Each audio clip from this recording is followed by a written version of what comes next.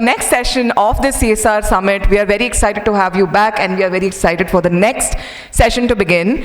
For the same, I would request the speakers to kindly take towards the stage so that we can proceed with the session.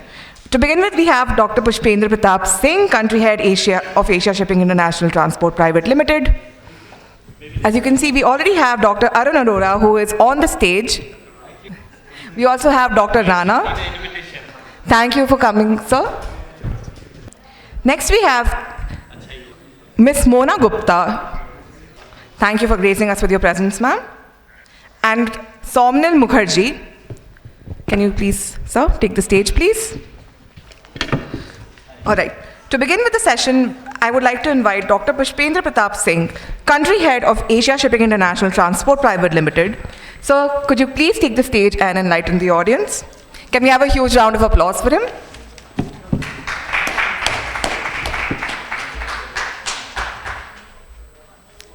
Namaskar.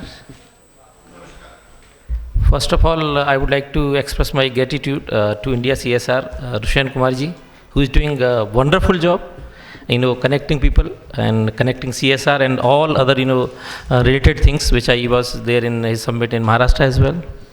So, and also all dignitaries sitting on the dais and the people who are attending this summit. First of all, I would like to introduce myself. I am from shipping and logistic industry, and my name is Dr. Pushpendra Pratap Singh. Have been with the industry for last 23 years almost, and working with Asia Shipping in the capacity of country head. We are a Brazilian multinational company, and we have our presence across the globe, and we are among top 30 logistic companies, ranking wise globally. So this is what is my professional front. And apart from this, I have my social front also. That's why I'm here in your summit. I'm a philanthropist, a social entrepreneur also. And I support so many NGOs across India. Say maybe Faridabad, Noida, Gurgaon, or maybe Mumbai, anywhere. Like whosoever is working hard, or whosoever is working, on a ground, I try and meet them, go in their events, understand what they are doing, and I extend my support to them. This is what, my social introduction. And for that, I got already recognized. I got a Social Entrepreneur of the Year award by India CSR, and which was given by Dr. Chandragupt ma'am.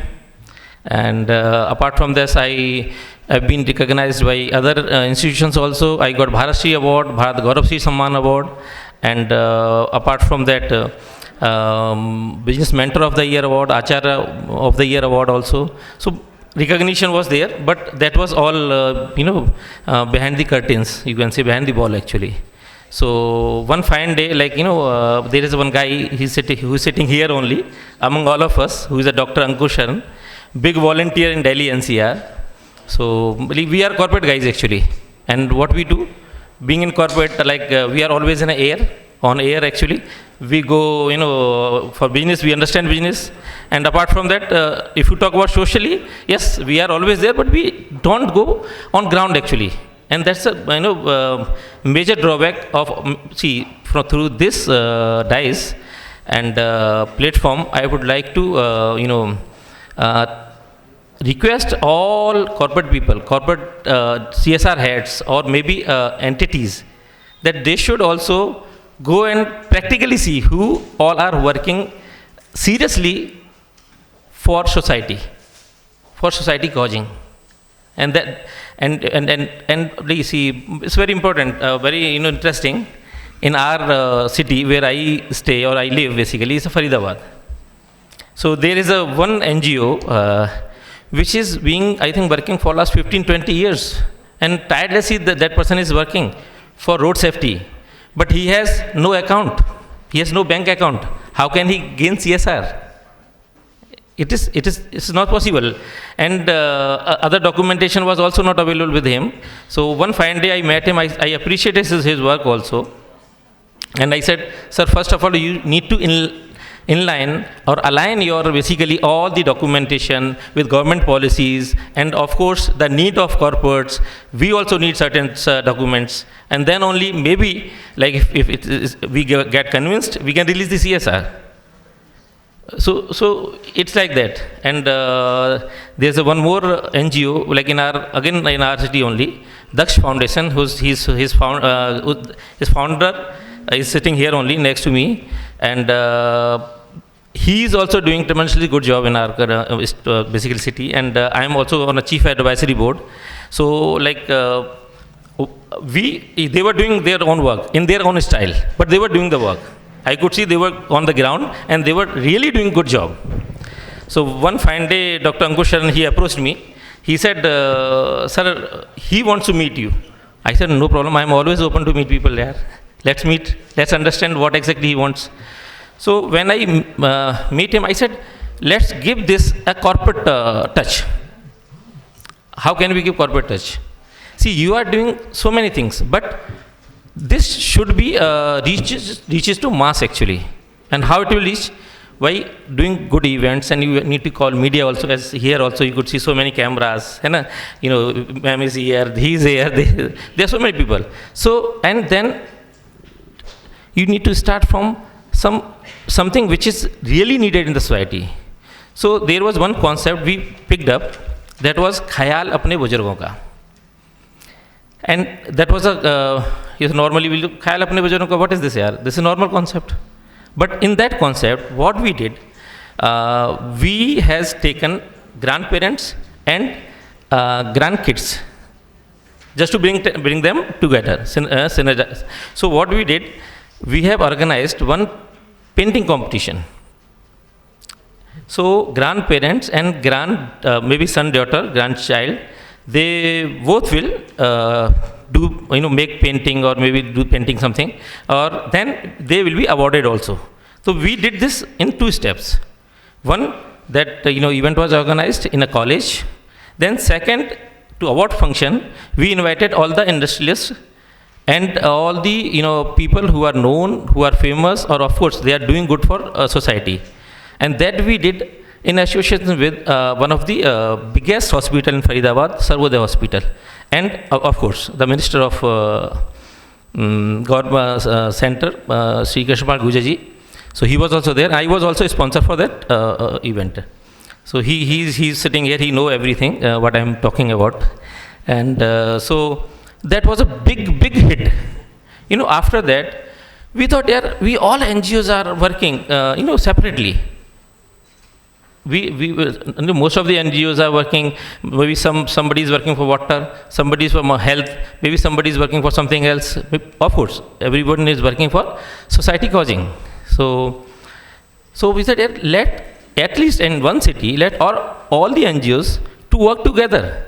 So they planned for confederation of NGOs. So all the NGOs, maybe 20 NGOs are there or 30 NGOs are there. If from one city, Delhi NCR, these all NGOs can come forward together, they'll make a more impact on maybe government also or maybe corporate also. So that's how we started as a confederation of NGOs also.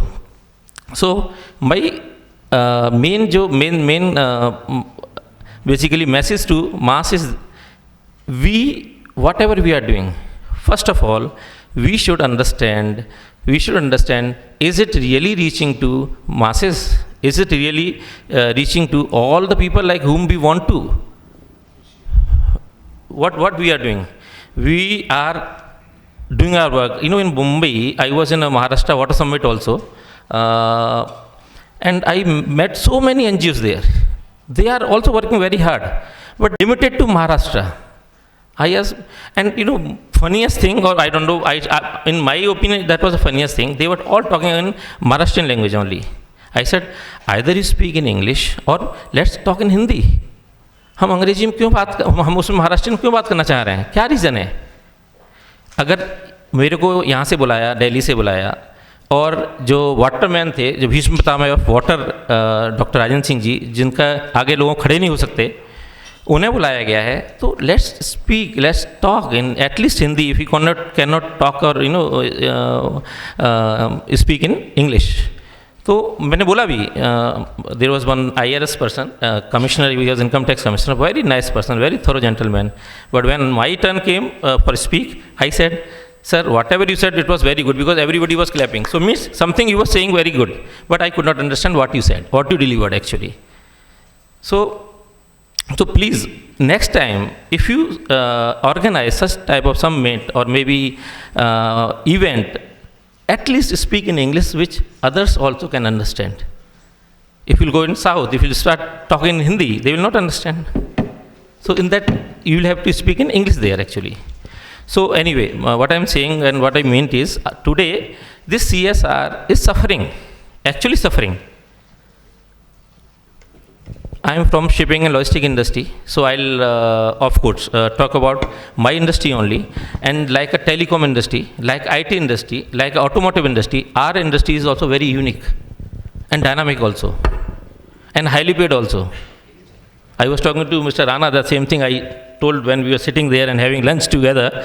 I said, but how many NGOs are approaching our industry? Very few, because they are limited. Limited people are approaching them. They are also releasing CSRs. They are also supporting NGOs. So through India CSR or maybe such kind of institutions, I want to urge, please, you should target our industry also. All NGOs whosoever want to get the CSR basically. So they should also start approaching, maybe through their platform, or maybe there are so many other platforms, maybe through Dr. Ankushan also, because he is also heading supply chain for Hindustan Times on Pan India. So he also knows all the logistic companies, heads, or maybe shipping line heads, airline heads. So the reason for coming in this event was I wanted to even tell, because let's start from our industry as well, shipping and logistic industry also. And this is something apart from that. See how I came in this, or how I started. I was supporting individuals also, like that is also for last 15-20 years, minimum 15-20 years, he knows this. So one day I said, let me also understand what actually NGOs are doing. Are they really doing, or this money is going in a vain, or it's not going in the right hands basically? So I said, I'll also start attending their events. I'll also start going there personally. So at least if one person will start from corporate, maybe tomorrow other people will also start doing the same thing. So I started attending. I attended in Noida also, I attended in Gurgaon also, and Mumbai also, Shimla also, so many cities of India. And I don't mind to go there and see what exactly they are doing. So in my industry also, people ask me, you are the country head of Latin American shipping company, you are on a big profile, and you have a lot of responsibilities in opening of branches, and hiring people, or maybe P&L also of India, and opening of network, overseas network. So how do you manage this? I said, your intention should be pure. Your intention should be for country. You should have that heart goes for our country. You can do anything. Because one thing is my tagline, which I always say to and always share with everyone, कोशिश करने वालों की हार नहीं होती. अगर आप कोशिश करेंगे तो ऐसा नहीं हो सकता कि आज हम एक NGO काम कर रही है, एक बंदा काम कर रहा है, कल हम सब मिलके भी तो काम कर सकते हैं. ऐसा भी तो हो सकता है ना. और ये इंडिविजुअल जो रिस्पॉन्सिबिलिटी है कॉर्पोरेट की ही क्यों है, एक बच्चे की भी हो सकती है ना, आपकी भी हो सकती है, मेरी भी हो सकती है, हम सभी की हो सकती है. और हम सब जब मिलके काम करेंगे, लाइक मैंने ये वाटर समिट में ही बोला था, and I got inspired from doctor Kanvedi ma'am. उन्होंने बोला कि like we are celebrating 75th independence. So now we are talking about CSR. That was also CSR forum only, where I was one of the awardee. It was a big forum, almost I think more than 1,000 or 1,500 people over there. So clear आ रहा है आवाज़? अच्छा अच्छा. So nutshell, I would like to conclude it. Let's all to put in our efforts, because he wants short, so I'll make it short only. So let's all put in our efforts, and through his book also, like which he published, understand what CSR compliances are, what CSR is suffering, and I don't know who all are NGOs are sitting here. They should also, start having all the documents to get this right CSR from right, industry. Thank you so much. Thank you. Jai Hind, Jai Bharat.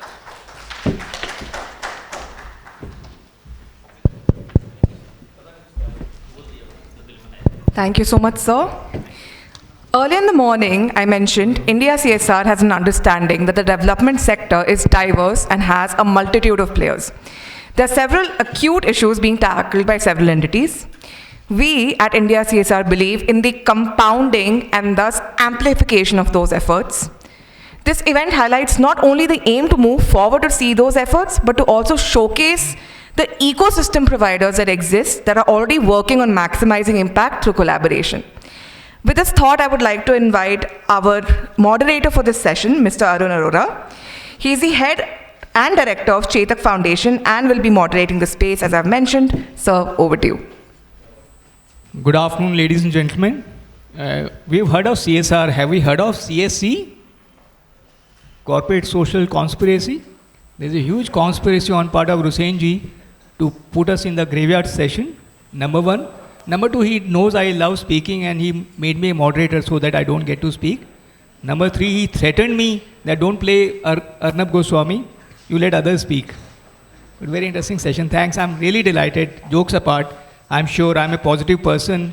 Hussain believed in our ability to keep all of you awake. That is why he chose the entire panel, eminent panel, to join us for this session.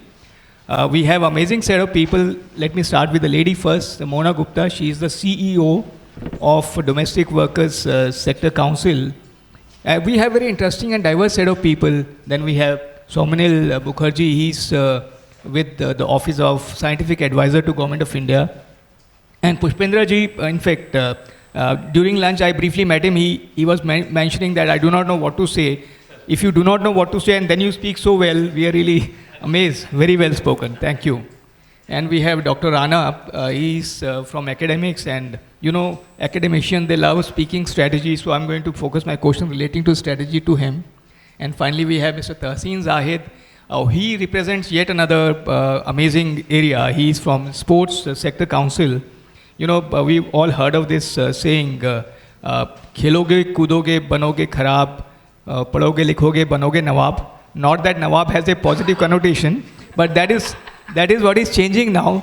It's really changing now because Tahsin is going to take us through. Let me not steal some of his thoughts. We'll quickly introduce.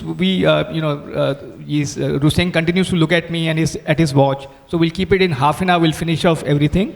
Okay, so let me quickly start by introducing myself, and then I'll request all our panelists to just take 1 minute to introduce ourselves. I'm a very weird person. I am an engineer, and I've studied hotel management, and I've studied journalism, and I've done MBA. So master of none, okay. Master of none, and I'm currently working as a director Chetak Foundation, and I'm working with Chetak Group. We have Mr. Sachin, who's one of the founder members of Chetak Group. And prior to that, I have worked with, again, a weird set of companies, including Vedanta Mining, Jindal Steel and Power, Maruti Suzuki, Kane Oil and Gas, then GVK, GMR Delhi Airport, and a couple of hotels. So again, equally weird. Now I'll request Mona ji to start briefly introduce yourself, and then we can get into the discussion very quickly. So good afternoon, everybody, and welcome to the post-lunch session. We'll try and make it as interactive and pleasant for you, answer your queries and your questions. Briefly introducing myself, I'm a management graduate from Delhi University and I'm Ahmedabad. I began my career with fashion, textile and apparel industry for several years.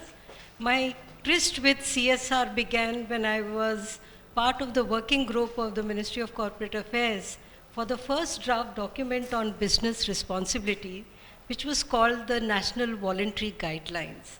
And it was just a directive document to tell people, what exactly is business responsibility. Although India doesn't need an introduction to social responsibility with the kind of philanthropy we have happening, in our industries and our sector, but this was to formalize and make more and more people understand what it is about. And I was one of also the first set of people to be certified by the European government in CSR. So I think that's the reason really I'm amazing, here with you. And I feel my sector currently is one of the sectors which really requires a lot of CSR focus. So we'll ask you a difficult question. Yes. Sure. Mr. Mukherjee. Thank you, Mr. Dr. Arun. Thank you, Rosenji, for the opportunity to speak in front of the eminent panelists. I don't have a vast experience. Yes, I earlier worked with CII, Confederation of Indian Industry, and my career began in fact from this hall itself when I was with the PhD Chamber of Commerce about a decade back. With the membership development team and culture and sports, and you can see a number of photographs across in this hall when we engaged industry members and how we did. So PhD definitely always does a lot of admirable work in the grassroots level to engage. And with CII, I was with 8 years, and I was, when the Ministry of Skill Development was also not formed back in 2013-12 initially, so it was not organized. So everything was actually percolating from under the advice of the father of skill nation, whom we understand as Dr. Mr. Ramadurai. So from National Skill Development Agency, and that's where all it started from. And I became a part of the skill development and livelihood team of CSR, and did multiple national level projects from railway corridors, dedicated freight railway corridors, and HPCL Swavalamban project, which is one of the longest running achievements in skill development, especially more than 15,000 beneficiaries got under that scheme, trained and skilled and employed also. So Soumanil will come back to you. We're going to ask you many questions. Can we finish the introduction first? Yeah. So I'm representing Office of the Principal Scientific Advisor of the Government of India, and our aim is to do industry academia engagements and scale up technologies, innovations from the research and innovation ecosystem. Thank you. Thank you, Soumanil. May I quickly request Dr. Rana to introduce himself? Myself, Dr. Rana Singh. I'm currently serving as Director of Chandragupt Institute of Management, Patna. Prior to this, I was serving as Vice Chancellor of Sanskriti University at Mathura. And I had a brief stint at UAE for 6-7 years, and I have been advising multiple corporates and state governments and some of the central ministries. Thanks.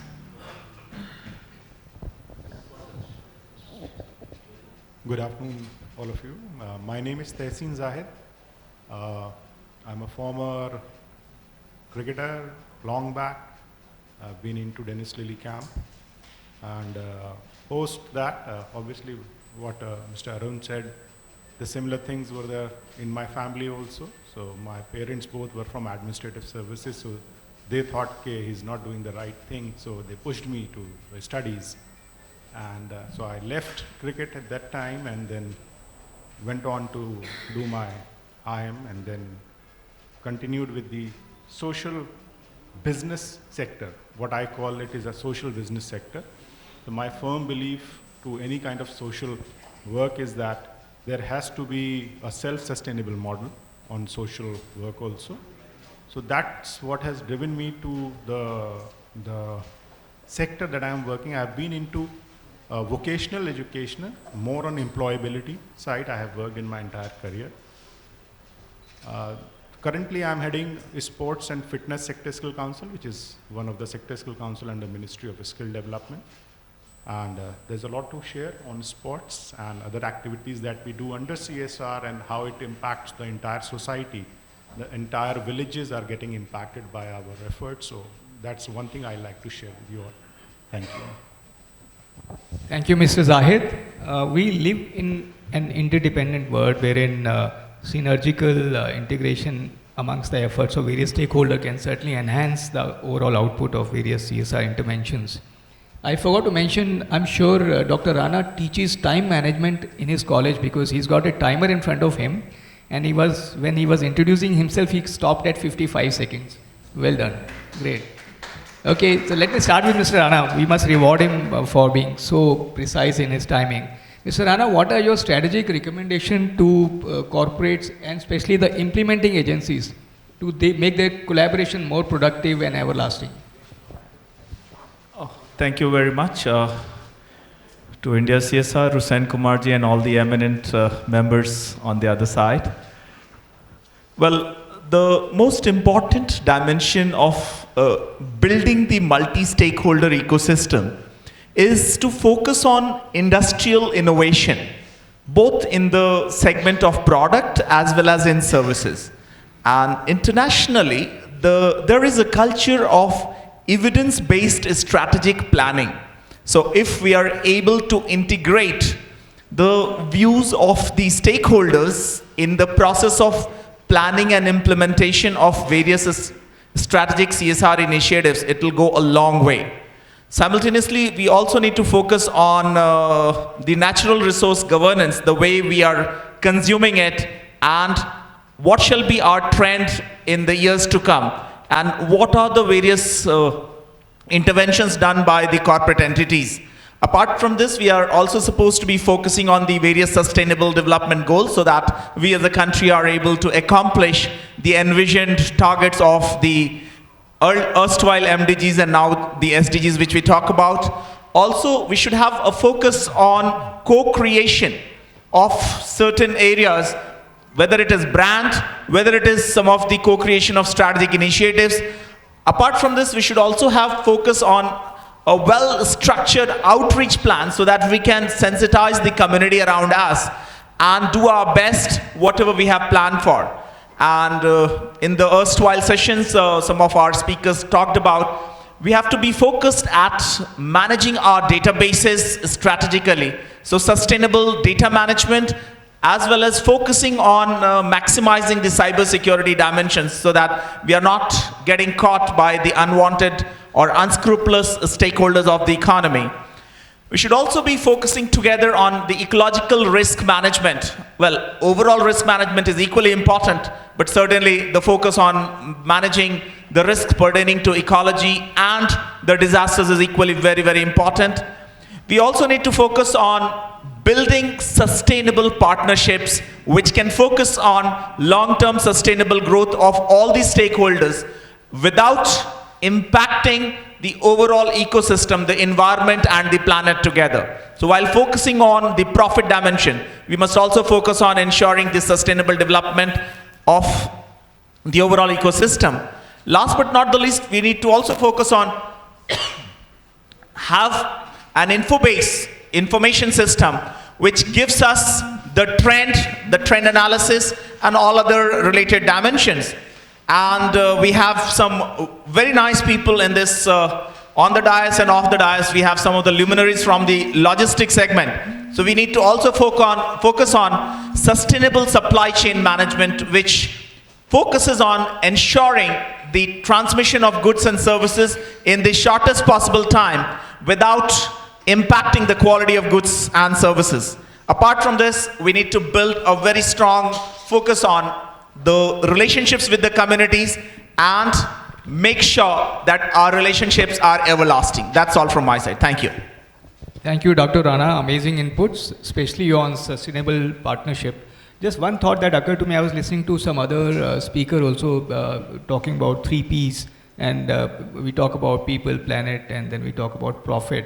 No, in fact, I was working with one of the organizations and we changed the profits to prosperity and prosperity for all, not only for us. So that brings in the factor of inclusive growth, wherein we replace the word profit with prosperity and prosperity for everyone. Now let me bring a diverse views. I'll just jump to Ms. Gupta. Ms. Gupta, what are the advantages and challenges of the multi-stakeholder ecosystem, especially in reference to sector skill council's perspective? Okay. So I think our common understanding of a multi-stakeholder system is that we have the government, the industry, the academia, the civil society, and of course at the center of it all we have the beneficiary. So why do we need that multi-stakeholder system? We need it in business for sure, right? I mean, many of us are businesses here, and we know that no businesses get kicked off without all the partners coming together. Now, a sector skill council like ours, just let me give you one line on what we do. We cater to one of the largest workforces, a 20 million workforce of household workers and caregivers. Now, they touch our life the moment we wake up. We walk out, we go for entertainment, shopping, malls, offices, even, facilities like this building where we are sitting. And we have to think of them in a different way. It is not just about, skilling them. Our mission and vision is actually inclusivity, advocacy for their dignity.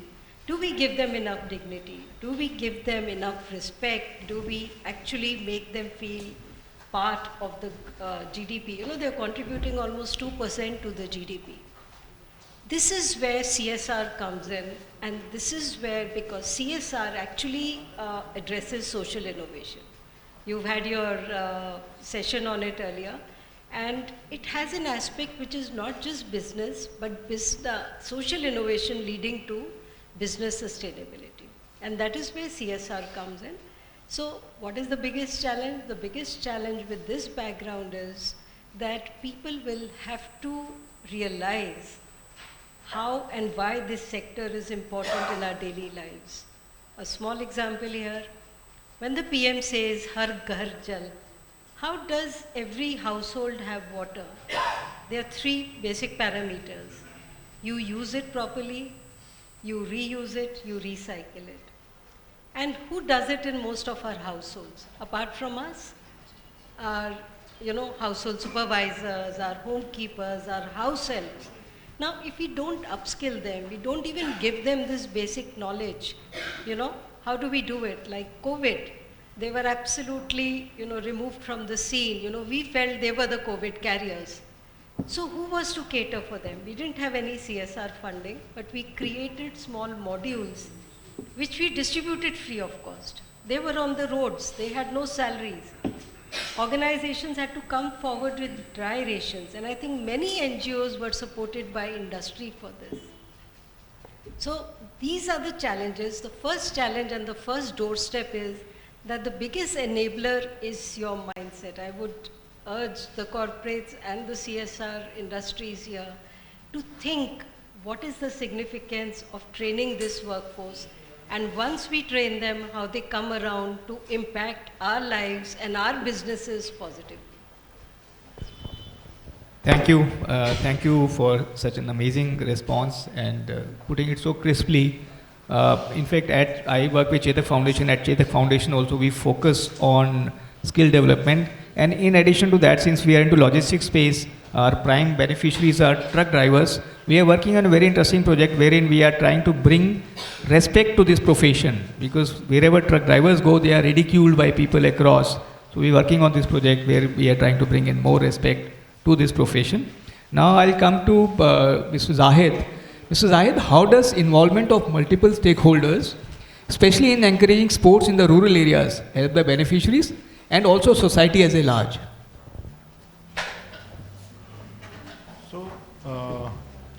So in sports, what we are doing actually, so apart from skilling people for sports employability, there are many other things that we are getting into now.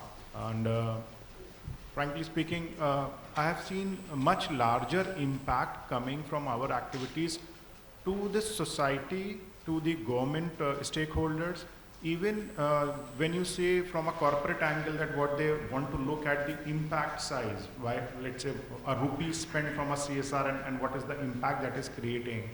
I think sports can be one of the wonderful ideas that they could look at. Just a simple example I'd like to share. For example, like we set up open air free gyms, for example. So now the district administration is involved because they provide either the land or the park areas to set up those kind of gyms. The corporate funds the equipment which is installed there. The local sports officer gets involved by keeping a vigilance and keeping a maintenance side of the entire concept. The people who come to open gyms are generally people from a very low strata. They cannot afford fashionable gyms. They cannot go to gold gym or anytime fitness kind of glamorous areas. But when we went for the first time and when we started speaking to the administration and to the corporates also, so they somehow, what I felt on a very negative side, that both the stakeholders thought fitness, health is for upper middle class and rich people. They felt that the fitness or the health thing is a cream concept. It is not like that. Yeah. Because we have seen people going to gyms and we have seen those photographs on social media, doing gymming in good Nike, Reebok attire, and we have created an image of this fitness concept for the higher society. But actually, if you see the people who are working at a lower level, they don't get time. They don't get time from their daily routine. Top it all, they cannot go and pay to gyms. So I think they have all the right to be fit. They have all the right to be healthy. And if your 80% of population, 70% of population is not healthy, what are we talking about as a nation then? Are we talking about the top 10, 15% of people being healthy and happy? So that is where the sports comes in. Similarly, your 80% medal winners, if you Google India's 80% medal winners in any competition, Commonwealth, Asiads or Olympics, come from rural. Urban kids don't play. They don't go out and play. That's the biggest challenge in the problem. So, in that case, we are creating Gram Krida Kendras, meaning we are setting up play fields in rural areas. Again, the land is given by the Gram Panchayat. The local sports officer is involved. The corporate funds it, and we manage and run it. So that's kind of an impact that can be created by sports. And you all have seen Dangal movie. Pre-Dangal and post-Dangal, there's a huge difference in Haryana now. You go and talk to people there, you will feel a different attitude of even parents. Parents have changed towards the girl child. Quote unquote, but Haryana have been a state where the girls were not supposed to be very exposed to the society for doing various things. But now, entire scenario has changed. So that is one medal which has changed the entire state, their thought, and that is what a CSR impact has to be. It is not that only 10 people getting some lines or getting some internet connectivity. It is for those 10 people, but how it is multiplying, how it is creating ripple effect, that is what we find. Thank you. Very well articulated, Mr. Zahid. Sports, I think all corporates should consider sports as one of the CSR option. Amazing suggestion. Also one interesting byproduct, like we were discussing yesterday about children taking up sports activities, that they develop team spirit, they develop leadership spirit besides becoming healthy and in well-being. Okay, now we come to Mr. Mukherjee. Mr. Mukherjee, we hear of some amazing work being done by your organization, and focus seems to come right from the top, PMO. You know, be it setting up of PMO Innovation Tech Office or Empowered Tech Group or Strategic Alliance Group, the one that you belong to. So how, according to you, industry and academia can come together to help scale up various CSR intervention, especially in the scientific domain, that work on addressing the issue faced by the society? For instance, you must have worked very hard during COVID time, or if you look at Delhi's pollution. So whatever scientific solution we look forward to, how does this integration help? Yeah. Sure. I think this is the kind of what I would say will not be pretty much enough also to cover. This is just the tip of the iceberg. A lot of the is there in the grassroots level, and to go there, we need to actually read a lot of the projects and success stories that have been actually come out.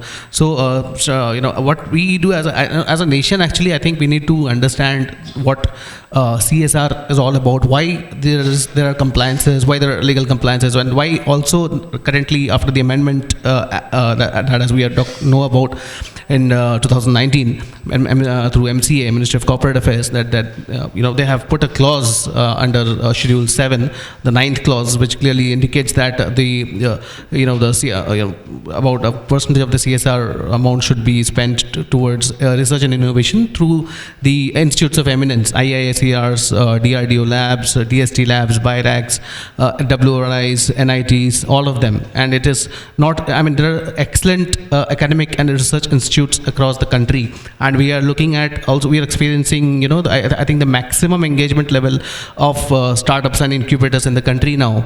And India has also jumped, I'm happy to share that India has jumped to the innovation index of around global innovation index. India is now sitting at probably around 45th or 46th rank in that. So a lot of the things are happening, and if we talk about corporate social responsibility and bringing that tangent of scientific goals to some measurable so that there are measurable outcomes, that I would term as scientific social responsibility, which is again it's definitely there. A policy also has been launched, and there is a complete guideline that is there existing. Maybe a lot of people are not aware about this thing which has been launched by DST. So scientific social responsibility is the ultimate mandate which will bring about the changes in the society, and as industries and PSUs and the HNIs, Global India Foundations, whom we work with, they all need to come together and bring about a solution and adapt to that kind of a framework, which is the need of the hour to So that is the need of the hour, I think, to address the deep dive into the. So if you talk about, there are so many missions. Why government is bringing out so many missions under Atmanirbhar Bharat, Skill India Mission, National Health Mission, National Urban Rural Mission, Deep Tech Mission, Deep Ocean Mission, Quantum, Biodiversity, and Office of PSA has already identified under the with the PMO that there are around 9 national missions in the country, starting with National Language Translation Mission, then there is Quantum Frontier, AIML, Biodiversity, then also in e-mobility, which is also again getting in renewable energy sector. So if we look at like e-mobility, biofossil replacement is becoming a kind of a thing about, because climate, our entire environment has to become climate resilient, and there are certain institutes based out of IISc like NIAS, National Institute of Advanced Studies, which does excellent. We have more than 500 professors with them on the rolls who have done work on climate action, and wherever deep studies have been actually come, and those studies should be pursued by the industry. And like some of the projects that I can mention about, which is, since you asked that this division, how this division got incepted, I spoke to you about when I was introducing to you.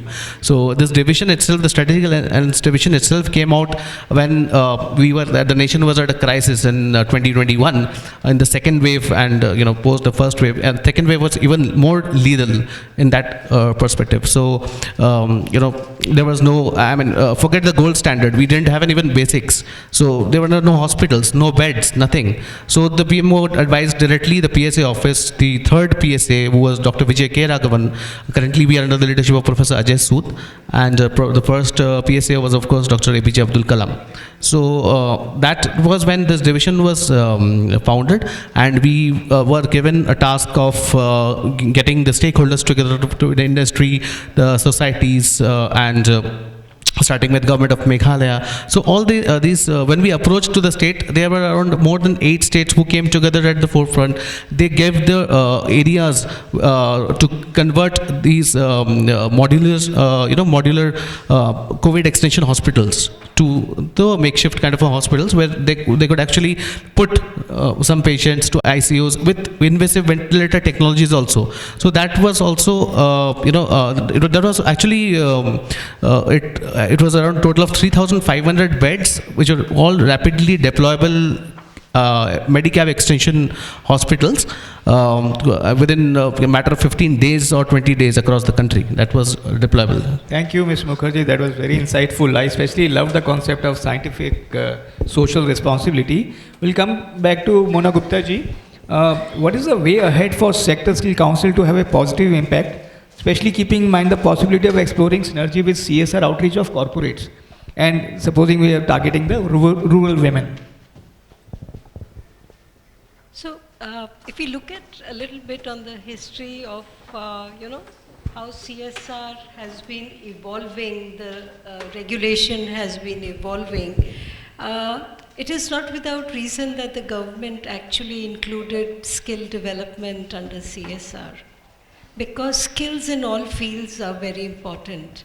And notwithstanding that, I think the corporates and the industry, yes, they would definitely like to impact their own supply chain, but they need to look a little forward, because even if it's not directly connected to their industry and their supply chain or their activity or work, for instance, I would take, say, an oil corporation or a logistic company, they might think that, okay, what do I have to do with Swachhta mission or Jal mission or, empowering the workforce? But yes, when the Prime Minister takes up the mantle of Swachhta Abhiyan and sanitation workers, I think this is where we make an impact. And the impact starts when, so we have also found it a little bit of challenge in making people understand that how skilling our workforce, enables not only to impact the workforce to become more productive, but directly all industry also. So, this is one thing. This is our biggest driver, and that enabler and driver is driven by the person who's heading the CSR in the company. That person needs to look beyond. It's also the duty of the person approaching for the CSR to explain the complete change theory or the transformation that happens. Not just what is being done on the ground, but what are going to be not just the outcomes in terms of numbers or places or time period, but also what is going to be the long-term impact. Like my colleague also explained, similarly, that online program we created with a small CSR fund actually enabled about 10 to 15,000 unemployed people to do, learn baby caregiving. And baby caregiving was in huge demand when COVID was happening, So they actually found instant employment, after the COVID period got over, and it helped them to become more resilient. So this is the kind of impact, and while it is our duty also to share those impacts, I would also urge, and I would be failing in my duty here if I do not mention this, that to look beyond your own pet projects and so there are. I think amazing, yeah, absolutely. In fact, let me add, Ms. Gupta, we at Chetak Foundation, we've signed an MOU with Delhi Skill and Entrepreneur University and focusing on skills, so logistics also. And interestingly, to all the corporate people who are here, because of this discussion, we have more options now. We have options for skill, we have options for science, we have options for sports. So finally, I'll ask one last question to Mr. Zahid. Sorry, are you through with your thought? Yeah, so just one last thing, I'll give you an example.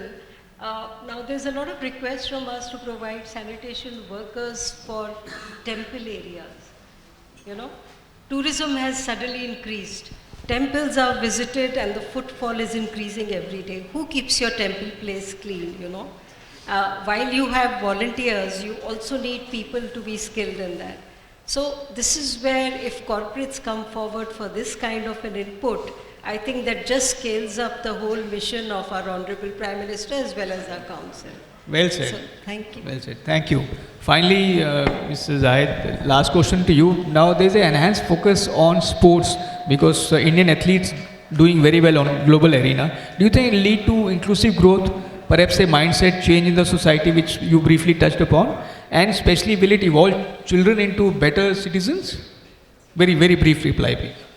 Yeah, so I have been prompted for time, I know. So quickly, I think the dream with our Honorable Prime Minister is 50 gold. So that is the connotation or the point that we all have been working on. I think we have seen a steady growth in the medal tally also over the last few years, and that is all because of the impact and the push by the government, especially Fit India, Khelo India movement. I already told you, one medal changes the entire scenario. And please, I request all corporates to look at this angle. We should be looking at making better citizens also at the same time. That is the impact that can be created by sports. And leadership qualities, team, this is all part. Top it all. Especially we have seen in Punjab some interventions. We have seen a lot many, again, quote unquote, not about any state I'm talking about, but Punjab has been going through a drug issue on a very large scale. And we have seen many kids, many students, many youngsters moving away from those non-social activities towards positive mindset through sports. So that is what is the biggest impact that I can share. Thank you, very well said. And living up to our theme of multiple stakeholder ecosystem, fortunately, all of us belong to multiple stakeholders. We are people from NGOs, sector councils, corporates, and non-profit organizations. Let us all pledge to work together so that we can enhance the impact of interventions. Thank you very much. Thanks for being with us. I hope you like the session. I'm sorry we don't have time for the questions because we have the next program. Otherwise, we would have taken some questions from the audience, but we'll be delighted to take off the session here. Thank you very much. Thank you so much, panel. That was extremely enlightening. I would request Dr. Pushpendra Pratap Singh to kindly facilitate the speakers with the mementos.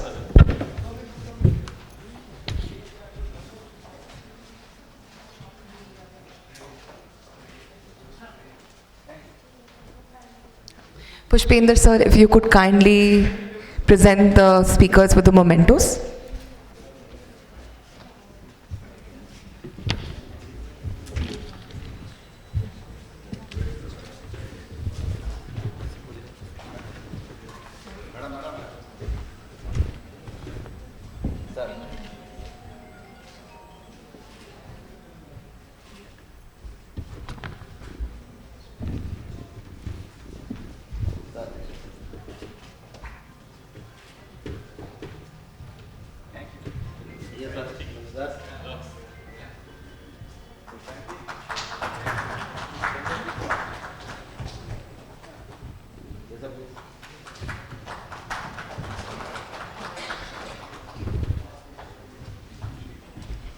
I would request Rana sir to kindly give the memento to Pushpendra sir. Just 1 second.